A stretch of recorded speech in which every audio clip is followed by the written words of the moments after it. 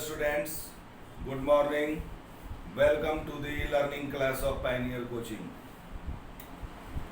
पिछले क्लास में आर्टिकल्स की चर्चा हम लोग कर रहे थे, जिसमें मैंने आपको बताया कि ए, एन और द को आर्टिकल्स कहा जाता है। इनका कोई शाब्दिक अर्थ नहीं होता है। शाब्दिक अर्थ नहीं होता है, जैसे बुक माने किताब या पेन माने कलम, उस तरह से ए एन डी का कोई अर्थ नहीं होता है। ये क्या करते हैं, किसी नाउन के पहले लगते हैं और पहले लगकर उस नाउन को इंडेफिनिट या डेफिनिट बनाते हैं, अनिश्चित या निश्चित बनाते हैं। जैसे मैंने कल आपको कहा कि आई सॉ ए गर्ल, मैंने एक लड़की देखा, और दूसरा वाक्य मैंने लिखा कि the man who is sitting there is handsome, जो आदमी वहाँ बैठा है वो सुंदर है। तो यहाँ पहले वाक्य में गर्ल के पहले, गर्ल नाउन है, उसके पहले ए का यूज हुआ है। क्या करता है, उस गर्ल को इंडेफिनिट बना दिया है, यानी अनिश्चित बना दिया है। क्योंकि मैंने एक लड़की देखा, इससे ये नहीं बोध हो रहा है कि मैं किसकी बात कर रहा हूँ, किसको मैंने देखा। जबकि दूसरा जो सेंटेंस है कि the man who is sitting there is handsome, यहाँ क्या है कि मैन के पहले द का यूज हुआ है। क्या कर रहा है, उस मैन को निश्चित बना दे रहा है, डेफिनिट कर रहा है। Who is handsome, who is sitting there, कौन सुंदर है, जो वहाँ बैठा है।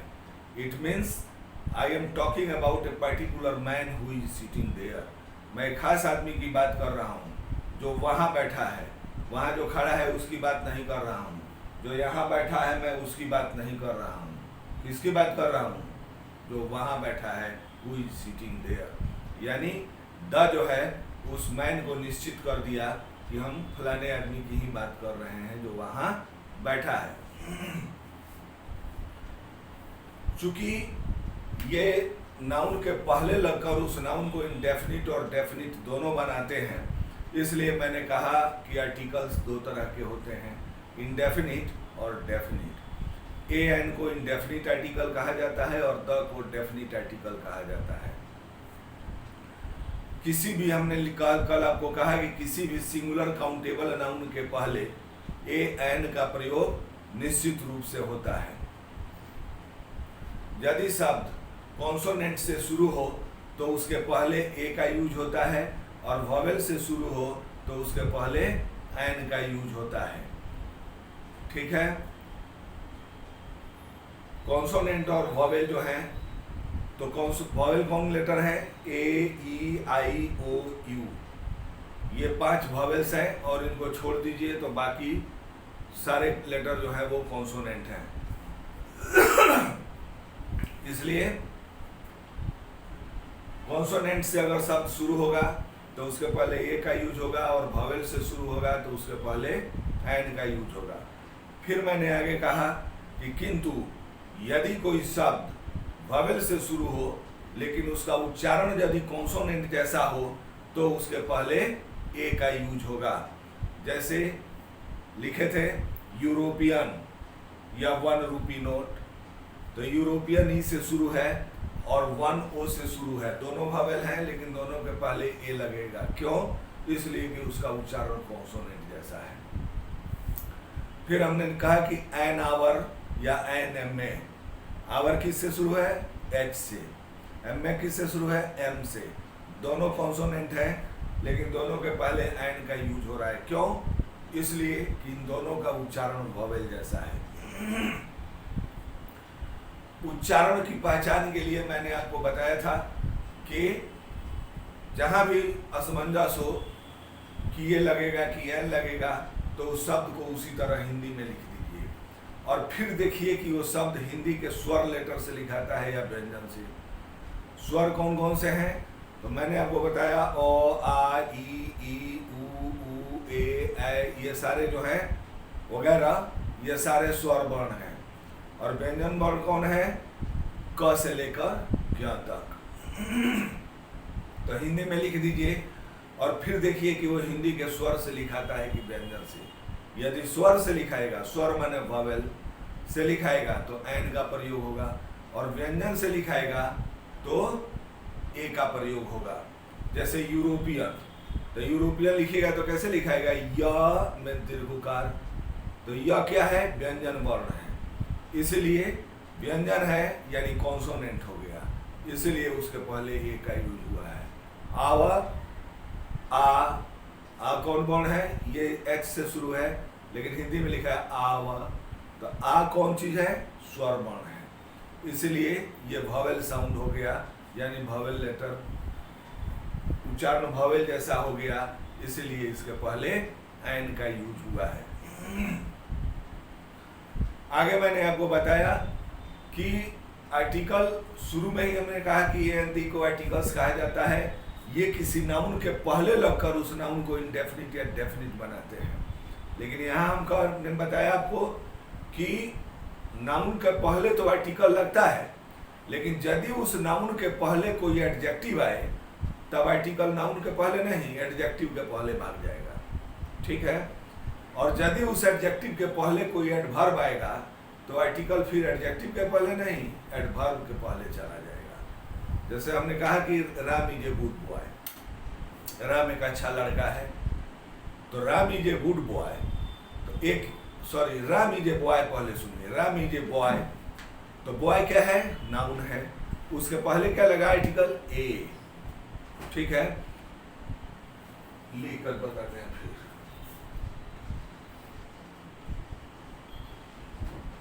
Ram is a boy, boy क्या है, नाउन है, इसके पहले आर्टिकल लग गया।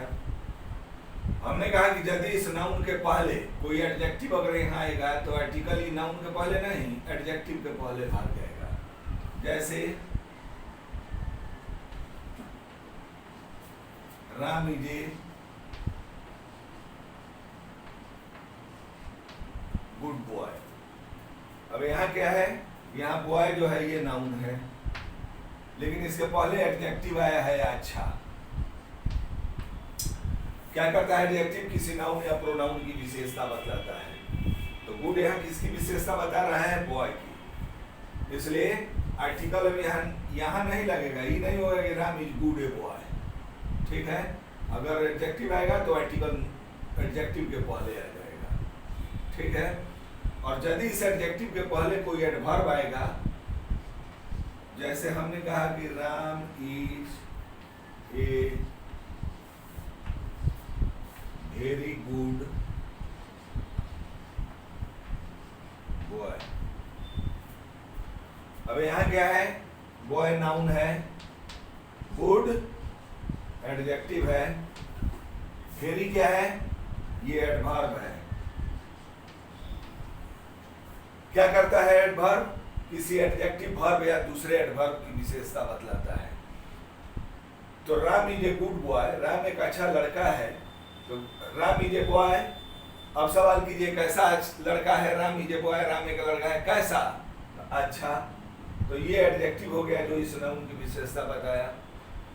अब यहाँ है कि Ram is a good boy, Ram एक अच्छा लड़का है, अब यहाँ कितना अच्छा है, हमने कहा बहुत अच्छा है, तब वेरी क्या किया, यहाँ गुड की विशेषता बताया, यानी अच्छा को बहुत अच्छा कर दिया, इसलिए ये एडवर्ब हो गया।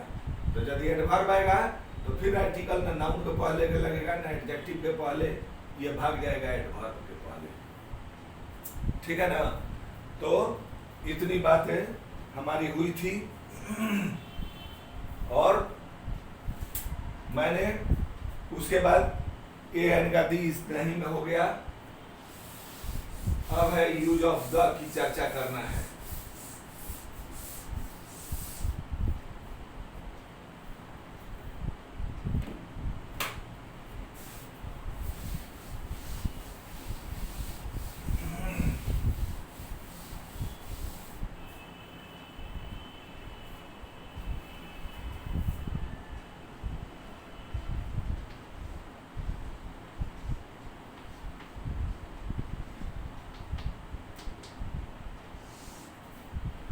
यूज ऑफ द, तो यानी द का प्रयोग ए एन का हो गया, कहाँ होता है, कैसे होता है। अब यूज ऑफ द यानी द का प्रयोग, टी एच ई जो शब्द है इसको द और दी दोनों कहा जाता है। ठीक है, तो इसलिए THE के प्रयोग के बारे में जानने से पहले उसके उच्चारण के बारे में जानना जरूरी है। जैसे हमने कहा कि इसको द और दी दोनों कहा जाता है।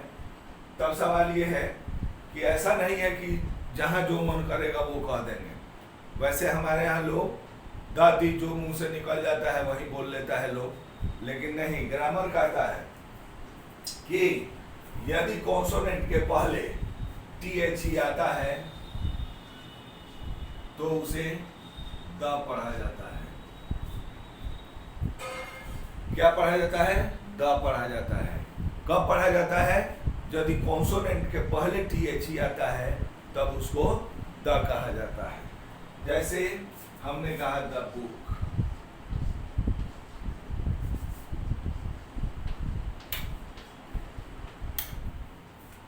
अब यहाँ क्या है? ये बी है। बी क्या है? कॉन्सोनेंट है। इसके पहले THE आया तभी पढ़ाएगा द बुक। ठीक है, हमने कहा दी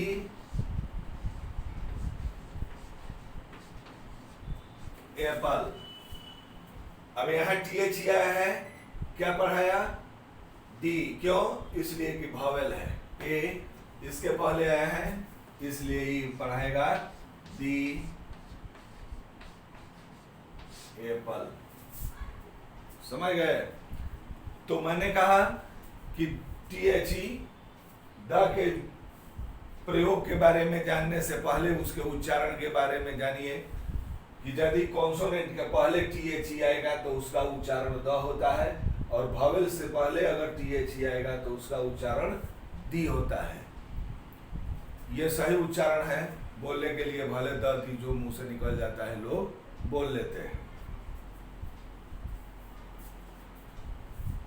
ठीक है, तो एक बार एक पॉइंट ये हो गया, उच्चारण के बारे में जानना जरूरी है।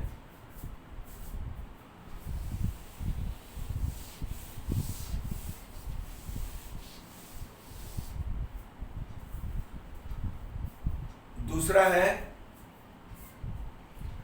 कि किसी भी सिंगुलर काउंटेबल नाउन के पहले, सिंगुलर काउंटेबल नाउन के पहले, सिंगुलर माने कल भी चर्चा किए थे एक वचन, काउंटेबल माने जिसको काउंट किया जा सके यानी गिना जा सके। तो किसी भी सिंगुलर काउंटेबल नाउन के पहले द का यूज होता है यदि उससे उसके पूरे जाति भर का बोध हो। क्या हो? उससे उसके पूरे जाति भर का बोध हो। जैसे हमने कहा कि the cow is N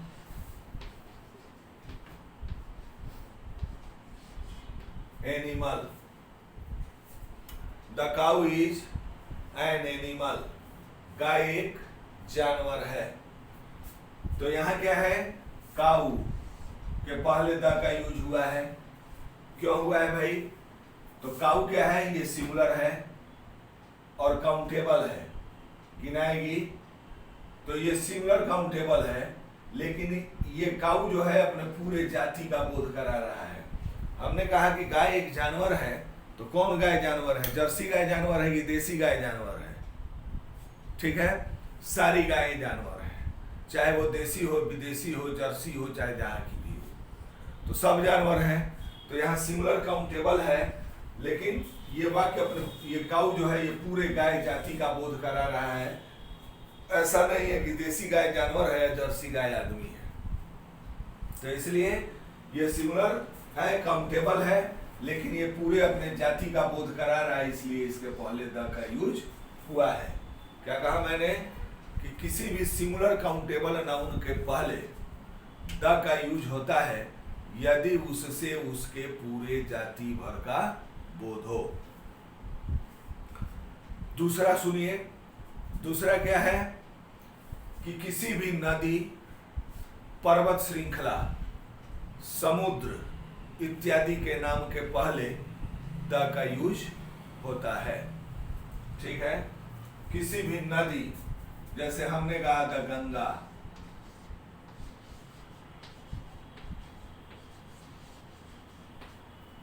the Ganga, पर्वत श्रृंखला, पर्वत श्रृंखला क्या है? पर्वतों की श्रृंखला। ठीक है, जैसे द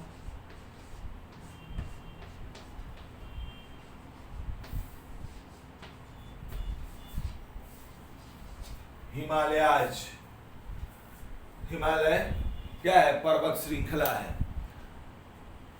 श्रृंखला क्या है? पर्वत। जैसे आप पहाड़ को देखिएगा दूर से तो दिखेगा एक ठो पूरा इधर से उधर तक दीवार जैसा दिखेगा, लेकिन पहाड़ पर जाइएगा तो वैसा नहीं है। वो क्या है? वो अलग अलग है। एक ठो पहाड़ वहां है, फिर एक ठो वहां है, फिर एक ठो वहां है। अब दूर से वो देखने पर एक ही में क्यों दिखाई देता है?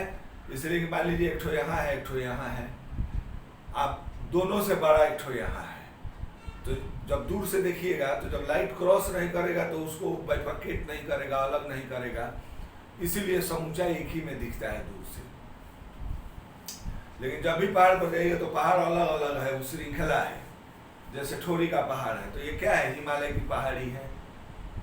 जैसे जैसे आगे महजात बढ़ते जाइएगा हिमालय पर पहुंच जाएंगे, एक के बाद एक, एक के बाद एक, उसके बाद दूसरा, दूसरे के बाद तीसरा, इसी तरह पहाड़ होता है। तो ये क्या है? ये पर्वत श्रृंखला है, हिमालय।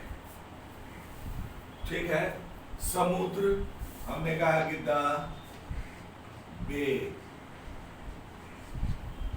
और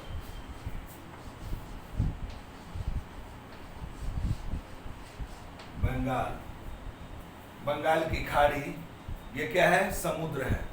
तो हमने कहा कि किसी भी नदी, पर्वत श्रृंखला, समुद्र इत्यादि के नाम के पहले द का यूज होता है। अब हमने कहा पर्वत श्रृंखला के नाम के पहले द का यूज होता है, जैसे द हिमालयाज। लेकिन अगर किसी चोटी का नाम अगर रखना है तो चोटी के नाम के पहले द का यूज नहीं होता है। जैसे मान लीजिए कि हम कहें कि the mount Everest, the mount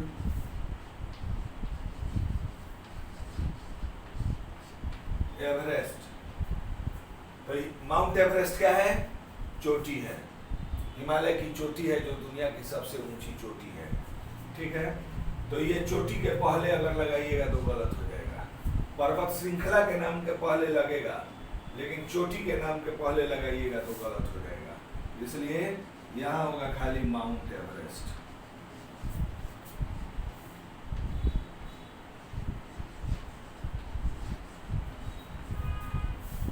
ये सही है, समझ गए?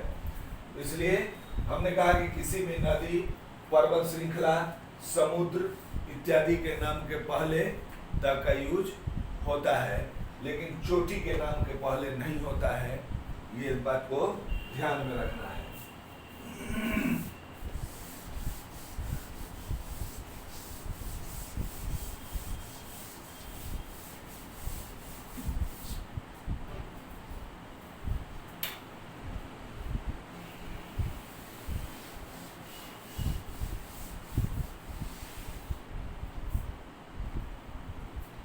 उसके बाद है कि किसी भी धार्मिक पुस्तक या धार्मिक संप्रदाय के नाम के पहले द का यूज होता है। किसी भी धार्मिक पुस्तक जैसे द रामायण,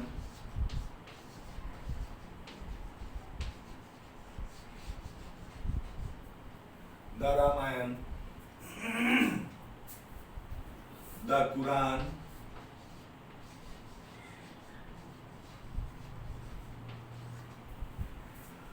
रामायण क्या है? हिंदुओं की धार्मिक पुस्तक है। कुरान क्या है? मुस्लिमों की धार्मिक पुस्तक है। तो ये क्या है? ये धार्मिक पुस्तक है, इसलिए इनके पहले द का यूज हुआ है। हमने कहा धार्मिक पुस्तक या धार्मिक संप्रदाय, जैसे द हिंदूज,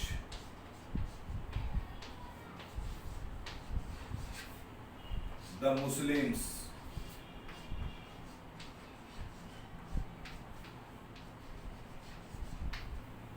तो ये क्या है? ये धार्मिक संप्रदाय है हिंदू मुस्लिम। ये क्या है? ये धार्मिक पुस्तक है। तो हमने कहा कि किसी भी धार्मिक पुस्तक या धार्मिक संप्रदाय के नाम के पहले द का यूज होता है। उसके बाद नेक्स्ट है कि किसी भी रेलगाड़ी, जहाज तथा हवाई जहाज के नाम के पहले द का यूज होता है। जैसे द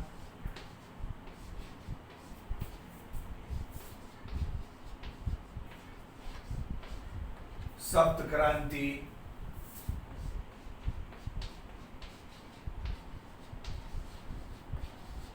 एक्सप्रेस, द सप्त क्रांति एक्सप्रेस। ये क्या है? रेलगाड़ी है हमारे यहाँ। उसके बाद जहाज,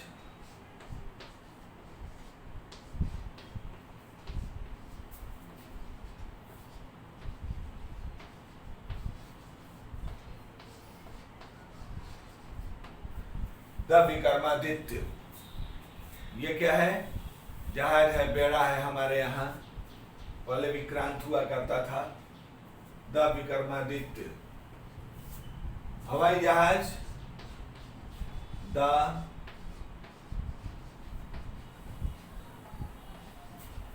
कश्मीर क्वीन। ठीक है, तो ये क्या है? ये रेलगाड़ी का नाम है। ये क्या है? ये जहाज का नाम है। ये क्या है? ये हवाई जहाज का नाम है। ऐसा नहीं है कि जैसे मान लीजिए हमने कहा हवाई जहाज, तो आप कह दीजिए एयर इंडिया, इंडिगो, तो ये हवाई जहाज का नाम नहीं ना है। एयर इंडिया क्या है? वो एजेंसी है, वो संस्था है। ठीक है। इंडिगो क्या है? वो कंपनी है, एजेंसी है, जिसके अंतर्गत हवाई जहाज सब उसका है, चलता है। तो इसलिए वो हवाई जहाज का नाम नहीं है। हवाई जहाज का नाम है द कश्मीर क्वीन। हमने कहा रेलगाड़ी के नाम के पहले, तो आप कह दीजिए इंडियन रेलवे। तो इंडियन रेलवे रेलगाड़ी का नाम थोड़े है, वो तो संस्था है। उसमें रेलगाड़ी है कि हमने कहा सप्त क्रांति, सत्याग्रह, राजधानी, ठीक है, शताब्दी, तो ये सारे ट्रेन के नाम है, रेलगाड़ी के नाम है, इसलिए उनका नाम लिखना है। ठीक है। जैसे अपने ही देश में एक ट्रेन चलती है, उसका नाम है palace on wheels. Palace on wheels, wheels बने चक्का, पैलेस बने राजमहल, यानी पहियों पर राजमहल। दिल्ली से वो चलती है और राजस्थान के जितने भी दर्शनीय जगह है वहां से घुमाकर एक सप्ताह में फिर लाकर दिल्ली उतार देती है। और उसमें क्या है कि एक राजमहल में जो सुख सुविधा है, वो सारी सुख सुविधा उस ट्रेन में है। किराया उसका लाखों में है। इसलिए हम हमारे जैसे अमीर लोग उसको नहीं सोचते हैं इस बात की। उसमें जाइएगा तो बैंड बाजा बजा कर जो पैसेंजर है उनका पहले स्वागत किया जाता है, तो अब गाड़ी में ले जाकर बैठाया जाता है। तो इसलिए वो ट्रेन का नाम है पैलेस ऑन व्हील्स, पहियों पर राजमहल। ठीक है। उसके बाद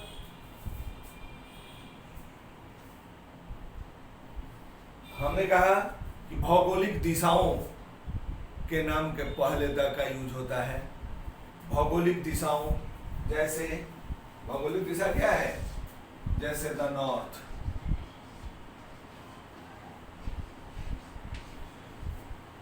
द साउथ,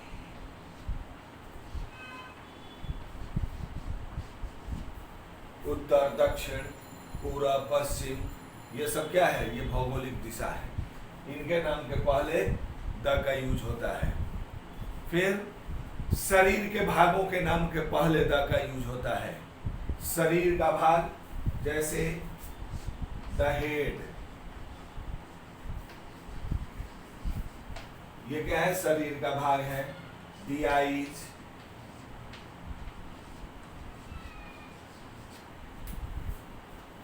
तो ये शरीर के जो भाग हैं इनके नाम के पहले द का यूज होता है।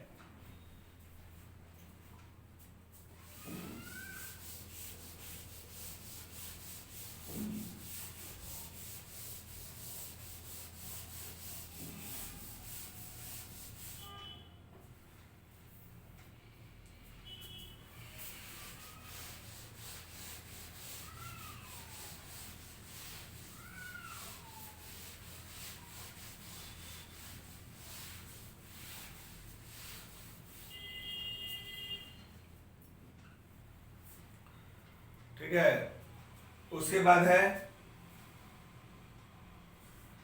कि यदि दो नाउन ऑफ से जुड़े हों, किसी से ऑफ ओ एफ ऑफ से जुड़े हों, तो पहले नाउन के पहले द का यूज होता है। जैसे the gold of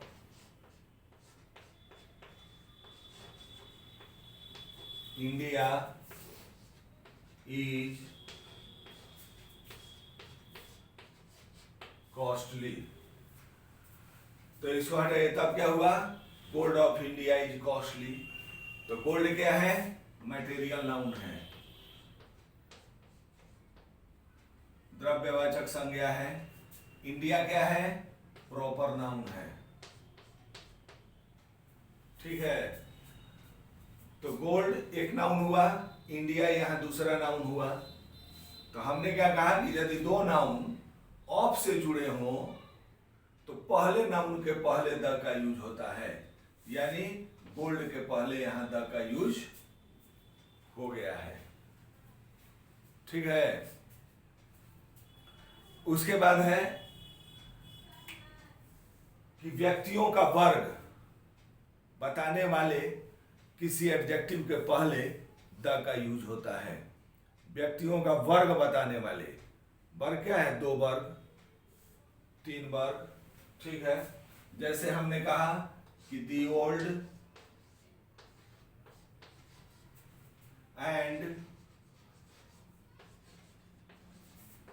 the young should live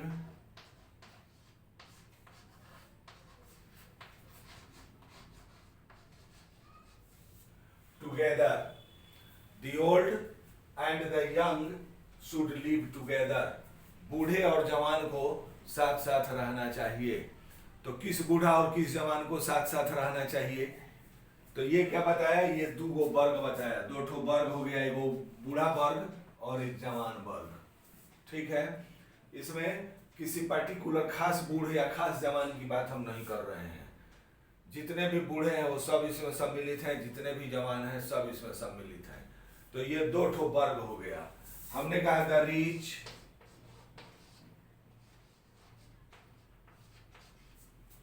and the poor should help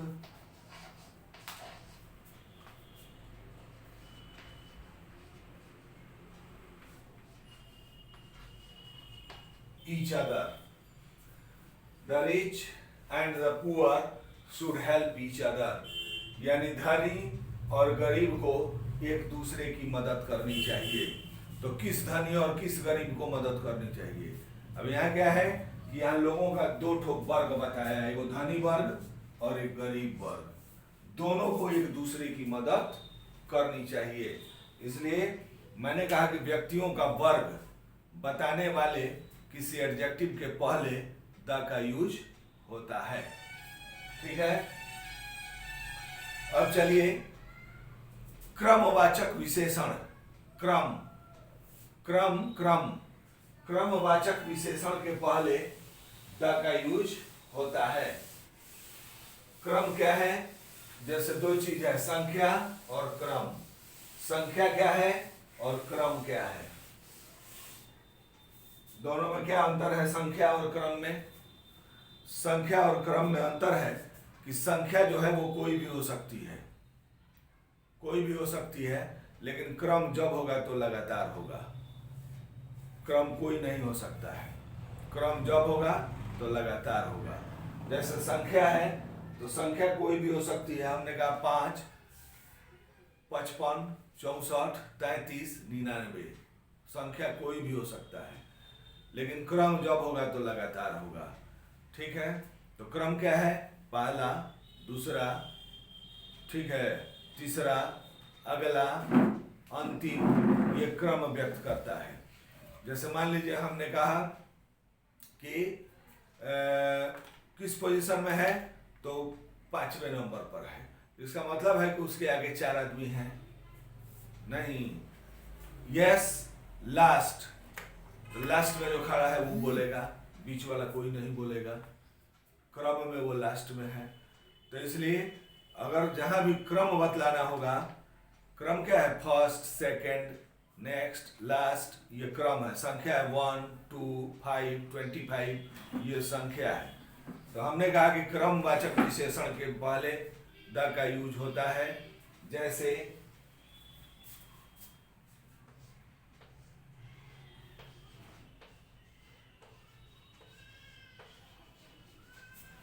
Jawaharlal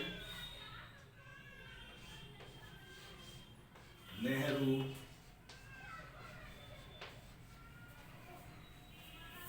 was the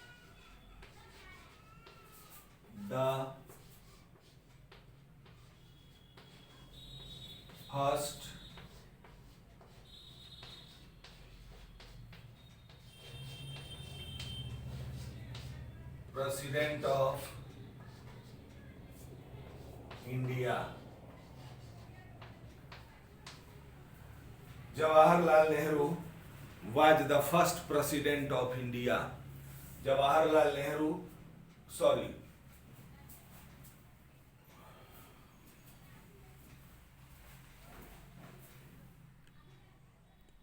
ठीक है, तो हमने कहा Jawaharlal Nehru was the first, sorry ये गलती हो गया, जवाहरलाल नेहरू प्रेसिडेंट नहीं प्राइम मिनिस्टर थे, हमको लगा कि राजेंद्र प्रसाद वहां लिख दिए हैं, इसलिए first PM of India. Jawaharlal Nehru Bharat के पहले प्रधानमंत्री थे, first PM of India. President लिखा गया था क्योंकि हमको उधर पहले ध्यान में आया कि राजेंद्र प्रसाद लिखे हैं। खैर, तो Jawaharlal Nehru was the first prime minister of India यानी पीएम ऑफ इंडिया। तो Jawaharlal Nehru was the first, first क्या बता रहा है? क्रम, ऑर्डर बता रहा है, क्रम बता रहा है। तो हमने क्या कहा कि क्रमवाचक विशेषण के पहले द का यूज होता है, यानी इसके पहले, फर्स्ट के पहले द का यूज हुआ है। The first, the second, the third, the next, the last, यानी जब भी क्रम बतलाना होगा द लगा के ही बतलाना होगा। ठीक है, तो ये हो गया कि क्रमवाचक विशेषण के पहले द का यूज होता है। नेक्स्ट है कि सुपरलेटिव डिग्री के एडजेक्टिव के पहले हमेशा द का यूज होता है। सुपरलेटिव डिग्री यानी एडजेक्टिव का 3 डिग्री होता है, पॉजिटिव, कंपैरेटिव और सुपरलेटिव। जैसे हमने कहा गुड, बेटर, बेस्ट, तो जब भी एडजेक्टिव सुपरलेटिव डिग्री में होगा तो वो अपने साथ द लेके ही होगा, बिना द का सुपरलेटिव डिग्री में एडजेक्टिव यूज नहीं होता है। जैसे हमने कहा राहुल इज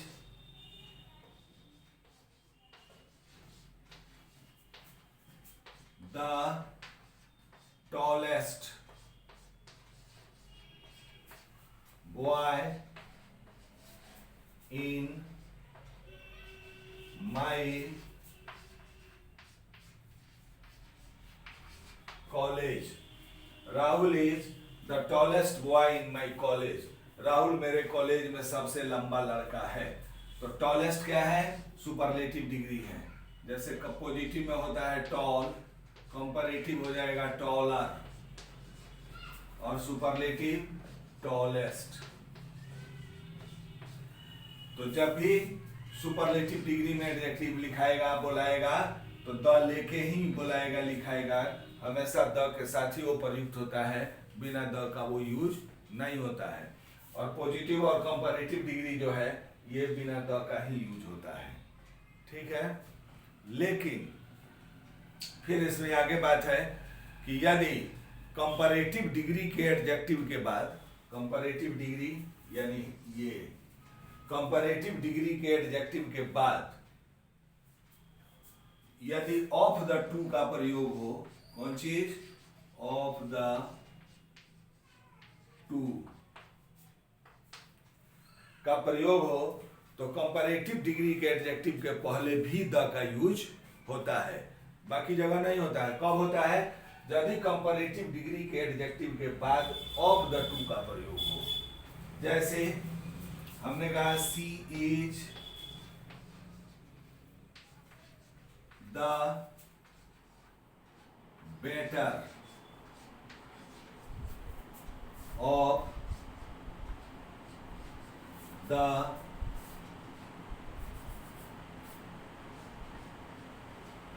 टू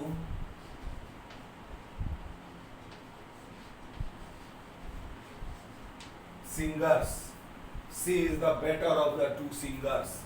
तो यहां क्या है, बेटर कंपैरेटिव डिग्री है ना। गुड पॉजिटिव डिग्री उसका कंपैरेटिव होता है बेटर और सुपरलेटिव बेस्ट। तो बेस्ट होगा तब तो द लगेगा ही, लेकिन यहाँ बेटर के पहले भी द का प्रयोग हुआ है। क्यों हुआ है, इसलिए कि बेटर के बाद यहाँ ऑफ द टू का प्रयोग हुआ है। समझ गए ना बात। तो हमने क्या कहा कि सुपरलेटिव डिग्री के पहले हमेशा द का यूज होता है और बाकी पॉजिटिव और कंपैरेटिव डिग्री के पहले नहीं होता है।